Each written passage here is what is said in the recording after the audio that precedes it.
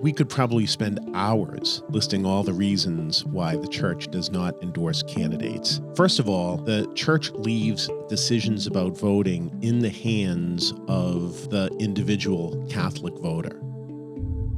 Secondly, the church asks to think about candidates in the light of Catholic social teaching. And then the third reason is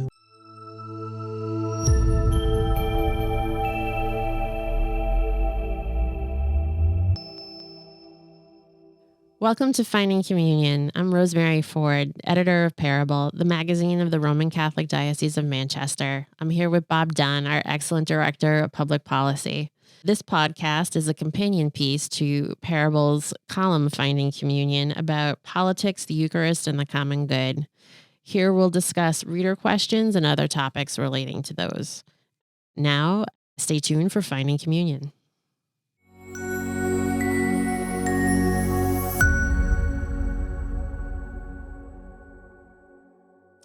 So, Bob, we're here for our third episode already to talk about why the church doesn't endorse candidates. I think that's probably the most common question I get from readers when we talk about politics and why the church doesn't endorse someone who seems to follow, Catholic ideals and social teaching. So why doesn't the church usually endorse any candidates?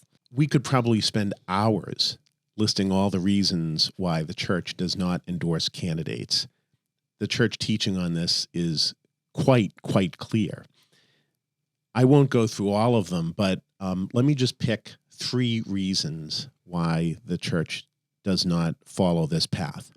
First of all, the church leaves decisions about voting in the hands of the individual Catholic voter.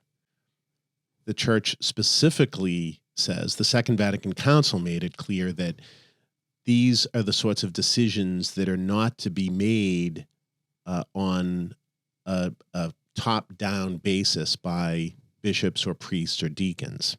Pope Francis put it this way a few years ago. It's up to the individual Catholic to study the issues, to pray, and then to vote with their conscience. Secondly, the church asks the individual voter to think about candidates in the light of Catholic social teaching.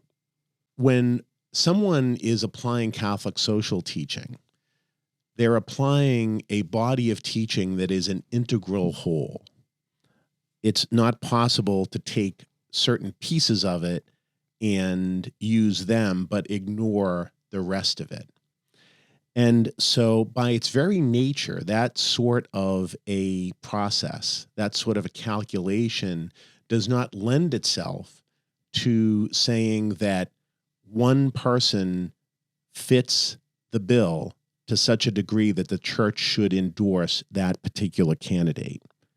It's a question of conscience, not a question of algebra, which is good because I was never very good at math. And then the third reason is sheer common sense. Let's think about this for a second. If the church endorsed a candidate, then the church would be, in effect, endorsing all of that candidate's positions, that candidate's character. It's not possible to say that because there is one issue that the church agrees with, for instance, that we're going to ignore the other aspects of a candidate's platform that are repugnant to Catholic teaching. And so there's no way to avoid giving the seal of approval to the whole package. Then the other aspect of this from a common sense perspective is what would happen if clerics actually did endorse candidates? So let's play this out. Father Smith in Whoville decides to endorse candidate A. Father Jones on the other side of Mount Crumpet decides to endorse candidate B. The bishop of that diocese endorses one of the candidates. The bishop of an adjoining diocese endorses a different candidate. What would that say about the church's prophetic mission? What would it do to the church's prophetic mission? And what would it do to ecclesial communion? So it's obvious that common sense would tell you that the church should not get involved in endorsing candidates. The church is a sign of the transcendence of the human being and cannot and does not engage in those sorts of things.